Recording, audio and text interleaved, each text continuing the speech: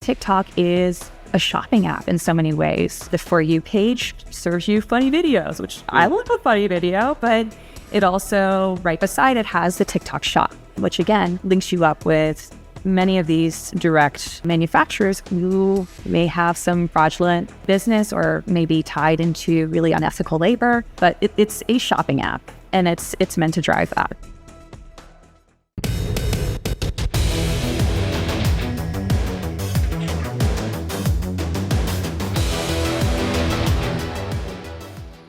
Hey, Kat. Welcome back to the podcast. Thanks, Scott. Thanks for having me on today. You bet. I want to know, you've served in all roles here. You've been behind the scenes, you've been the host, you've been a guest, and so we're glad that you are our most valuable utility player here. Glad to play the game. Yeah. Yeah, and I would add that I think of all of us, you probably have the most TikTok expertise, which is why we're chatting today, and right? You ratted me out, Scott. I can't say I'm proud of that. I am embarrassed, frankly, but it's a professional obligation at this point, I think. That's right. Yeah, look, there's no need to. I mean, there's tens of millions, hundreds of millions of people that look at this. So it's all good. But I'm happy that you were on it because you can talk authoritatively about what's going on instead of parroting someone else's point of view. And obviously, there's a lot that we could unpack about TikTok. In general, we can do that at another time. But I think what we wanted to talk about today is a pretty interesting phenomenon that's taken place since the Trump administration announced really sky-high tariffs on Chinese products. So how has that taken form on TikTok? Yeah, it's been an interesting trend. So this is actually something that I noticed on my own TikTok in my own use. Just some videos that popped up of these really energetic spokespeople from Chinese factories coming to you, and factories look great, like they're really shiny, well lit. Hello, my friend. Do you know who are the suppliers behind the Disney? Most of the nail products from Sephora are manufactured by Mulance in Shanghai. The supplier of Zara Coat is Tongli Clothing, and is also the OEM factory for H&M. The host of the video is just like really amped. If you're interested in other suppliers behind the big brands, comment and let me know. And so it's automatically kind of an interesting video. And this host shares, I've got a secret to tell you. 99% people don't know these websites. You have been buying items for way too much money. They are actually made in China. And you can buy from us directly and lower your costs amid tariffs. I'm Luna, your reliable sourcing partner. So really playing into consumer anxiety, obviously that really hit hard at the start of April. And initially, honestly, I thought these videos might be like rage bait for me. Like, oh, this is a video that's really promoting Chinese manufacturing hard. And I think what made me think it was rage bait is like, well, of course, there's a much greater cost to this than what's being stated, right? Like, yes, these items, they're being sold at phenomenally low costs, right? Bargain basement costs. Yeah. But there's just so much that the videos aren't addressing. Anyway, so initially, to me, this was all just rage bait. And then I started seeing some articles pop up of people observing the same things. So this is not an individual thing. This is really a TikTok trend. And you can see the numbers align with that. We've got millions of views for these videos. And it really is a trend. You see a lot of response to it as well. Not just more Chinese manufacturers picking up on it, but also American consumers who are just gleeful at the idea of finding a secret bargain, right? Of feeling like they're let in on this secret, just like that's the secret sauce for getting consumers to really tune in. Yeah. And it's it's an exclusive deal. Yeah, yeah. And I guess for a change, people are now familiar with tariffs, right? I mean, I don't think anybody thought or knew about them other than us before, but now this is like in the mainstream, so that makes a lot of sense. Is there one video, Kat, in particular? I'm sure there's a bunch, but is there one that you want to talk about, and then we can roll some of it? Yeah, for sure. I think one of the most prolific TikTok users who's kind of put out these videos is Luna Sourcing China.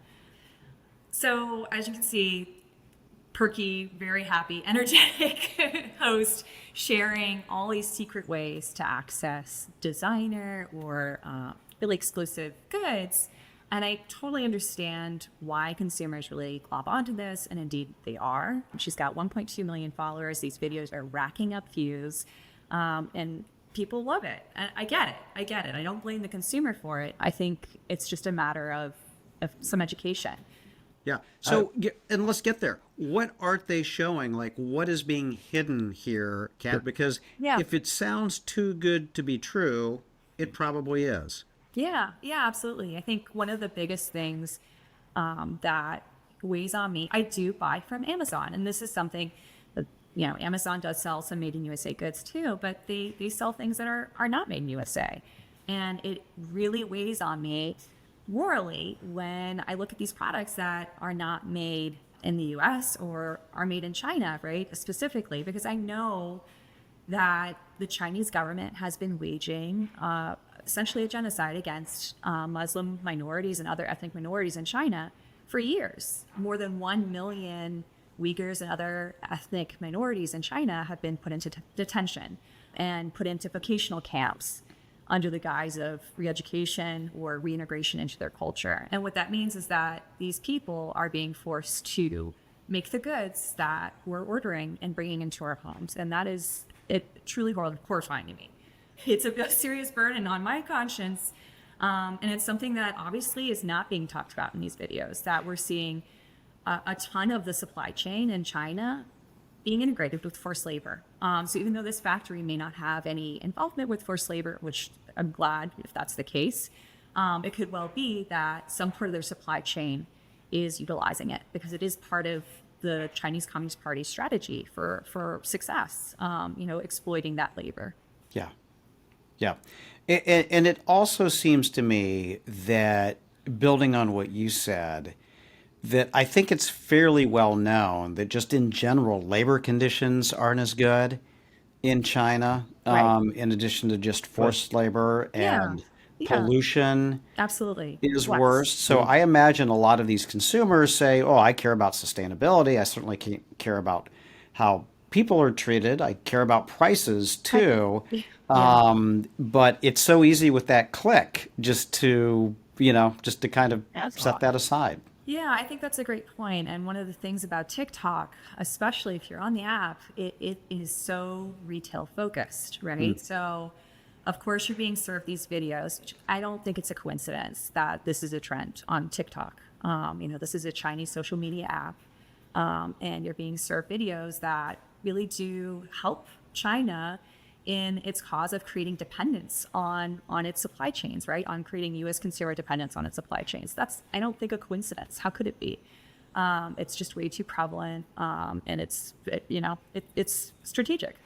On top of that, right, TikTok is a shopping app in so many ways. The For You page serves you funny videos, which I love a funny video, but it also, right beside it, has the TikTok shop, which again links you up with many of these direct manufacturers who, may have some fraudulent business or may be tied into really unethical labor.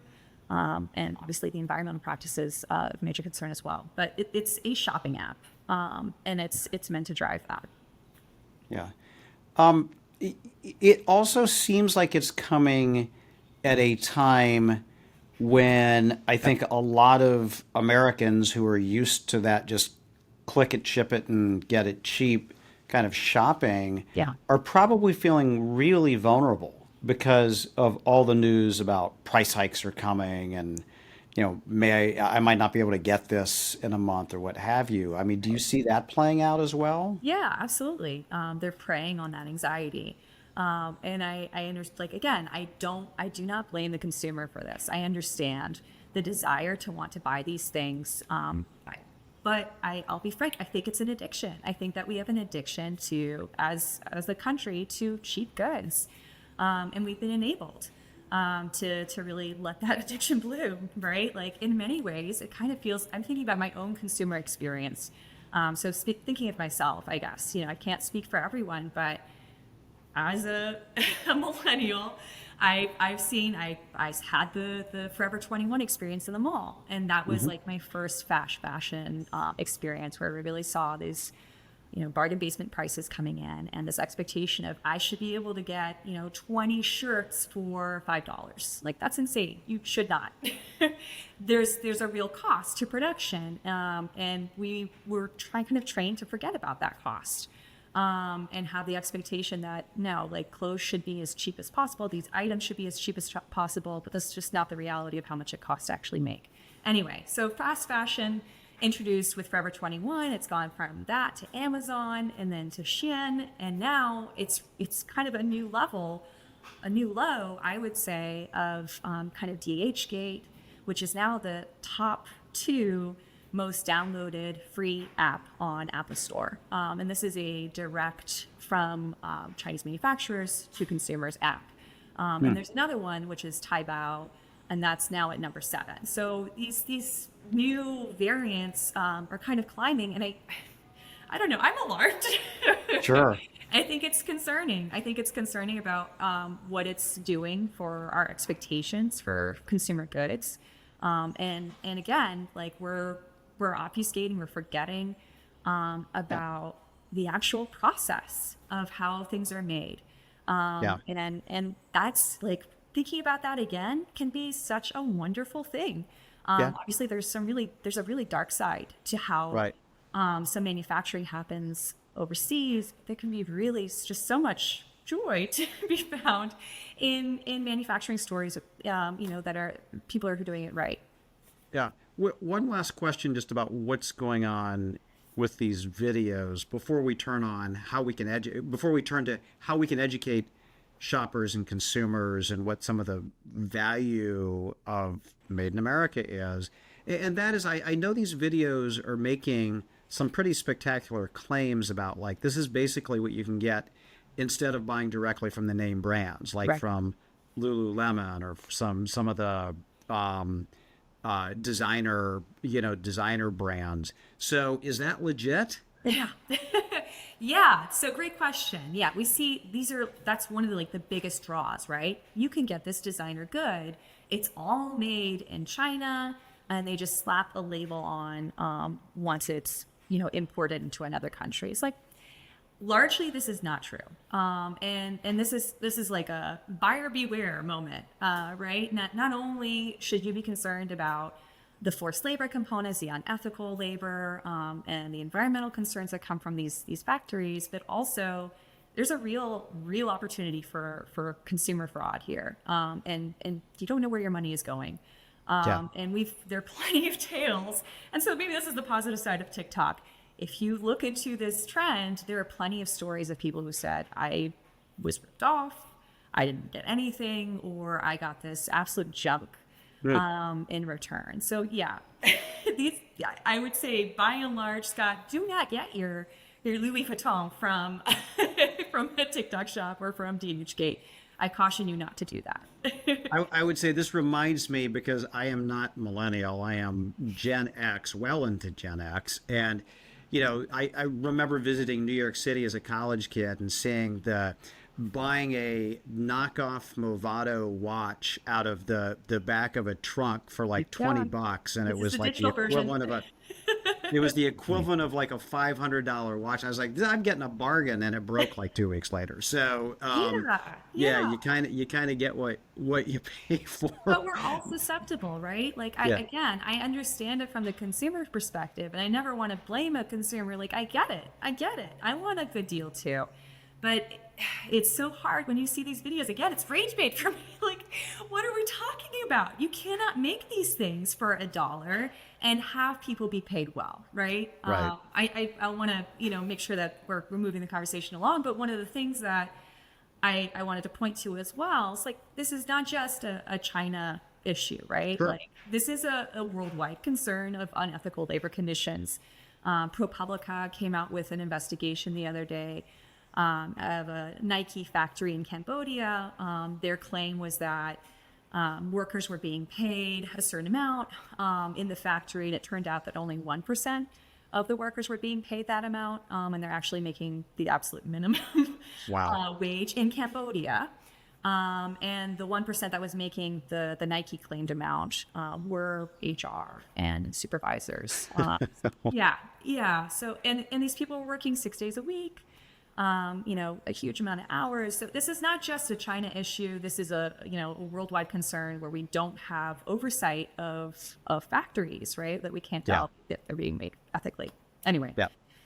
Yeah, and just by the way, on those Nike sneakers, it's like there have been calculations of what the actual labor and materials that goes into them, and it's like $20 to $30 for a sneaker they're selling for $140 or $150. So the kind of margin that they're getting off that and off of that exploitation is pretty extraordinary. But let's talk about how we can educate folks and why they might want to consider an alternative to this, even if it's like a slightly higher price point at the point of purchase, but how that's going to be a greater value to them, perhaps, and also reflect their values for years to come, rather than just having a couple of washings and seeing it disappear. Yeah, absolutely. Yeah, there's so many great resources for it, but I wanted to point people. We've got more than 700 companies in our own Made in America directory. If you go to americanmanufacturing.org, you'll see our Made in America directory at the very top in red, very visible.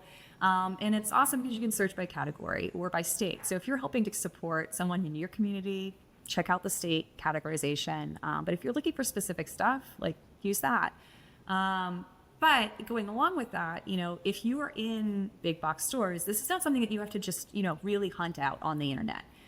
Big box stores have these products too. So if you're hoping to kind of find those made in USA goods, check labeling, and you're going to find some really great products. Lodge cast iron is one of our favorites in the house. Crayola, there's so many easy products that you can find around you.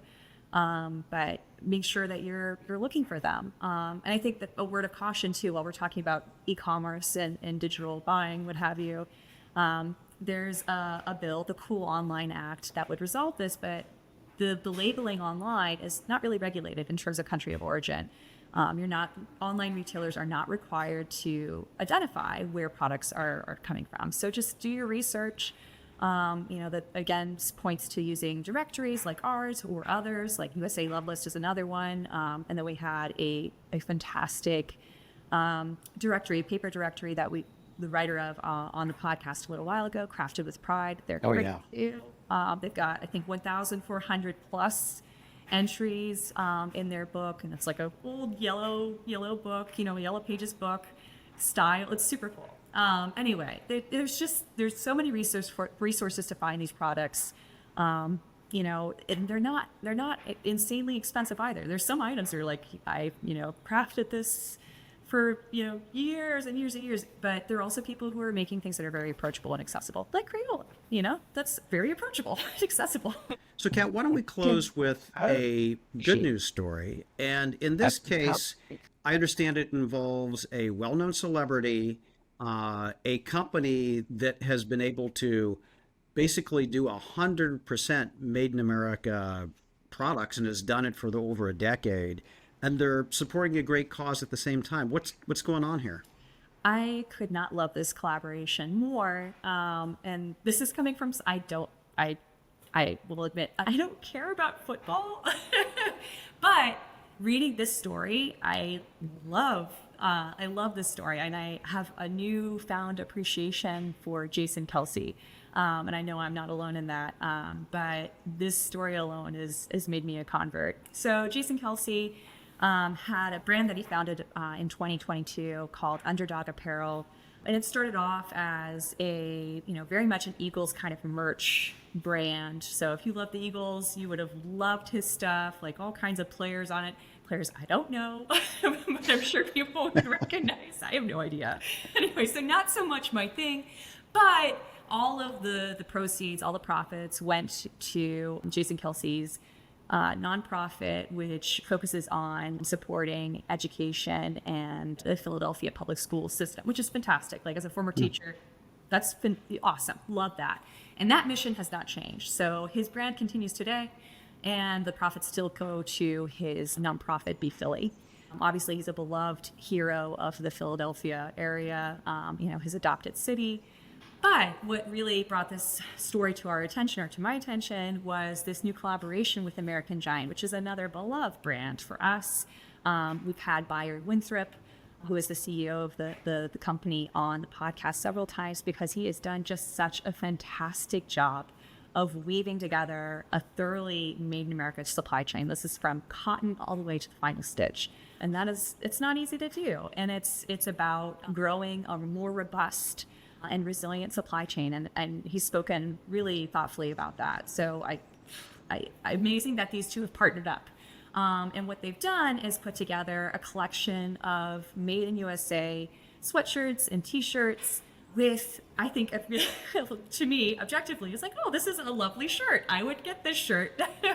Like, it was very hard not to take out my credit card yesterday. And I think it might come out today to skip up some items for my husband, at least. And they look great. They're like with Eagles colors, but they're very subtle and very sophisticated.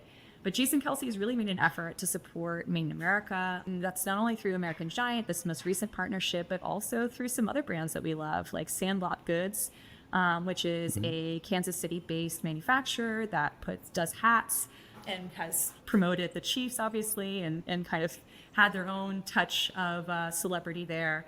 But he's also done work with Oxford Pennant in Buffalo, New York. So this is really, it's clear to me that Jason Kelsey really does have a true commitment to American manufacturing and to promoting homegrown products. And that's fantastic. I couldn't love that more. So I don't know football. And I doubt that's going to change anytime soon.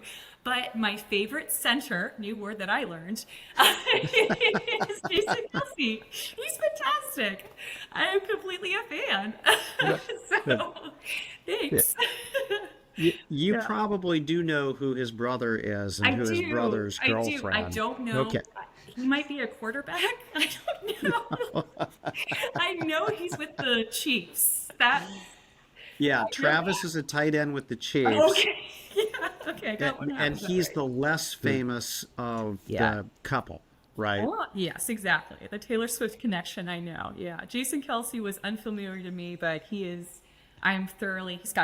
I learned a lot of facts, fun facts about Jason Kelsey. 4 daughters. Awesome. Love it. He seems like a great guy. Let's have him on. That's right. And let's get him trending on TikTok too, right? Yes, that's exactly right. Yeah. But these stories, like, that's what we were mentioning earlier. Like, there's a really dark side to the Chinese manufacturing TikTok trend that's not addressed. And rather than focusing on that, I do love to look at these Made in America stories and talk about how we can support our community and the wonderful things that when you buy, like a Lodge cast iron pan, or you buy one of American Giant's sweatshirts through Underdog Apparel, you're really supporting a whole network of people, and you know that they're being paid well, a living wage, and it's money that stays within the community. And it makes total sense to me. I hope it makes more sense to people too. To me, it's well worth the extra dollars. Excellent. Kat, thank you so much for explaining all of this, particularly for me, since I am not on TikTok. Stay that way. And I think we both learned about TikTok, football, but also that there are options for folks, who are used to these online shopping experiences and to alter behavior a little bit but to also reap the rewards from that as well. Absolutely. Absolutely. Thank you, Scott, for letting me rant on about it. Anytime. I'd love to talk more about maybe less football, but more shopping. We'll make it happen.